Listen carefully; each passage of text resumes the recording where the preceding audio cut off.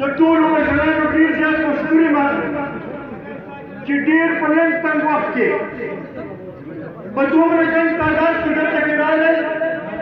چې دا ځای تنګ پرېوتلو څومره ملګري چې دلته کې دمې ناست دي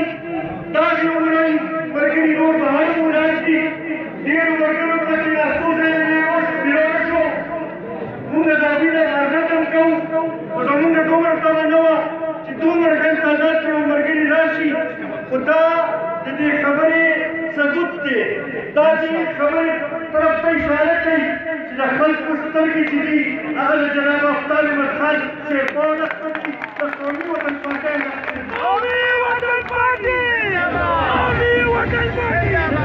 ملي رهبر افتاب احمد خان زنده‌باد سکندر ایاز خان شیرپا کارکنان قومي وطن زنده‌باد زه د هارون خان او د هغه د ملګرو په دې باندې ډېر زیات مشکور یم چې د اقتدار پارټي یې پرېښودله په داسې وخت کې موږ لاس راکړو چې نه په اسمبلۍ کې زموږ نمایندګي شته نه هغه لحاظ سره څه د پارټۍ سره اقتدار شته خو په سخت وخت کې هارون خان دا فیصله په دې بنیاد کړې ده چې هغه ته ښکاري چې د دې قوم د دې پښتنو صحیح معنو کې که څوک نمایندګي کولی شي صحیح معنو کې څوک خدمت کولی شي صحیح معنو کې د دې کار نه ساين څوک حل کولی شي نو هغه واحد ملي رهبر جناب افتاب احمد خان شیرپا دی د قومي وطن پارټۍ دلته کې ناست هر یو کارکن لپاره د اعزاز خبره ده چې نن داسې حالات په ملک کې چې یو سیاسي جمود دی خلک حالاتو ته پورې لګیا دي واحد شمولیتونه که کېږي لګیا دي هغه په قومي وطن پارټۍ کې په دې معنی کېږي چې ملي رهبر باندې ټولو خلکو متفق دي ملي رهبر له خلکو تمې دي او دا د قومي وطن پارټۍ لپاره کارکنانو لپاره د اعزاز خبره ده کړي دي چې کړي دي عزتمندو دلته کې سرې مخکې بعضې خلکو راغلي وو او وایي چې یاره دلته لپاره قومي وطن پارټۍ څه کړي دي زه ورته صرف دا ویل غواړم چې عزتمندو چې په کوم روډ باندې تاسو راغلي وئ هغه هم د قومي وطن پارټۍ دې علاقې لپاره دې ترکیب لپاره خدمت دی چې کوم ساؤنډ سیسټم تاسو استعمالوئ چې کومه بجلي استعمالېده هغه هم د قومي وطن پارټۍ خدمت دی په کوم سکول کې او کوم ځای کې چې تاسو هلته کې سبق ویلې هغه هم د قومي وطن پارټۍ خدمت دی او چې هغه پروګرام کې چې کوم ګیس باندې شیان تاسو ته پکې شوي وي دغه د قومي وطن پارټۍ تاسو لپاره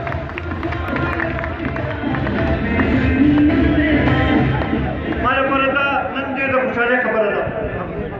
چې هارون خان یو سماجي کارکن هم دی او دلته کې خصوصا د نوجوانانو په مسایلو باندې هر وخت ایکټیو رول ادا کوي خصوصا د نوجوانانو لپاره یو ښه صحتمند معاشره او ماحول جوړولو کې او دلته کې د لوبو لپاره او د سپورټس لپاره چې دی یو اهم کردار ادا کوي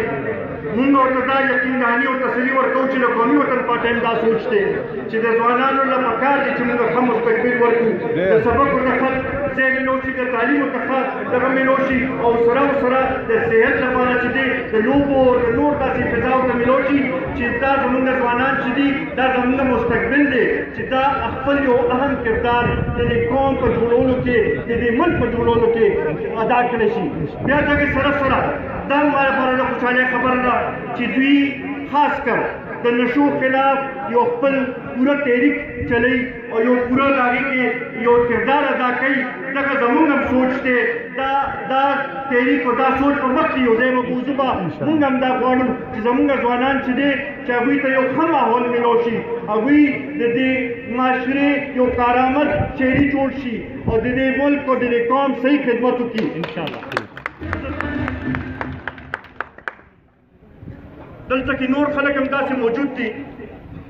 چې چا د ځوانانو په نوم باندې ووټ اخیستی خو د بدقسمتۍ نه زمونږ په صوبې کې خو اتم کال شو او په مرکز کې درېم کال شو خو مونږ څه ونه لیدل چې ځوانانو لاسې کړي د 1 کروڑ نوکرو خبره کړې وه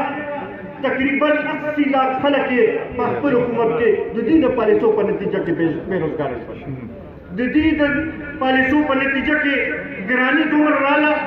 چې هر یو کس په خپل ځای پریشانه دی چې یاره 2 وخت روټۍ به د خپل بچو له څنګه را پیدا کوم او خپل کور به څنګه چلوم د بجلی قیمتونه کم ځای ته ورسېدل د ګیس قیمتونه کم ځای ته ورسېدل د اوړو قیمتونه کم ځای ته ورسېدل د چینو قیمتونه کم ځای ته ورسېدل د غوړو قیمتونه کم ځای ته ورسېدل کم یو شی دی چې هغه موږ تاسو ته یاد کړو کم تاسو ته دغه کړو چې څه په دې حکومت کې اعلان شوي دي او عجیبه خبره دا ده چې وزیر اعظم صاحب نه چې تپوس وشي وایي یاره زه په دې باندې کمیټي کله وایي جوړوم کله وایي چې یو هفتې کې یو میټینګ کوم کله وایي چې دا مونږ لګې وو دې لپاره ټایګر فورس جوړو کله وایي چې مونږ دا چل کوو اوس یې په خپله وزیر خزانه دا وویل چې دا ګراني چې راغلې ده دا دې نه مخکې چې څومره وزیر خزانه دې پي ټي آی چې مقرر کړي د هغوی د پالیسو په نتیجه کې راغلې ده نو زه دې وزیر اعظم نه دې سلیکټډ وزیر اعظم نه دا سوال کوم چې ته اوس دې قوم نه دا جواب ورکړه چې دا ګراني د چا په نتیجه کې دلته کې راغلې ده او چې دې قوم نه معافي وغواړي ځکه چې دا قوم چې دې دا په دې خبره باندې معاف کوي به روان چې کله الکشني په هغې کې به دا الکشني نوم یاد ساتو به دا ګراني نوم یاد ساتو به دا د اوړو بحران نوم یاد ساتو به دا د چینو بحران نوم یاد ساتو به دا د تیلو بحران نوم یاد ساتو به او دا روان د بیجل بحران چې کوم دی چې ډېر سنګین بحران روان دی دا به هم یاد ساتو او بیا به خپل ووټ استعمالوو به او تا سره به حساب کتاب دا قوم ته کوي دا به وکړو زه ستاسو د مشر په منځ کې ډېر نه حایل کېږم مونږ خو تقریبا روزانه په بنیاد باندې خبرې کوو او لیدل کتل کېږي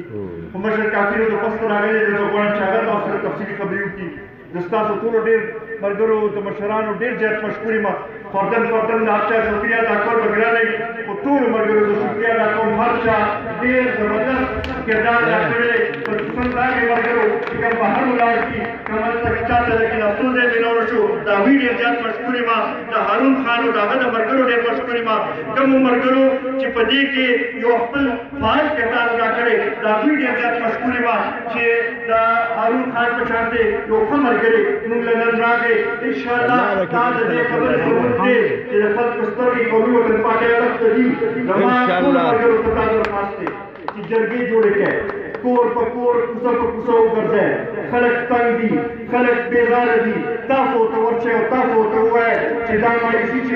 دا واحد قومي وطن پارټي او ملي رهبر جناب افطار احمد خان چې ټول ریکول کړي بل څوک نشي لرې کولی وګرځئ جرګه شئ هر چا پسې کوشش وکړئ انشاءالله تاسو به ګورئ چې دلته کې یو بل اواز نه پاسي صرف او صرف قومي وطن پارټۍ اواز وشي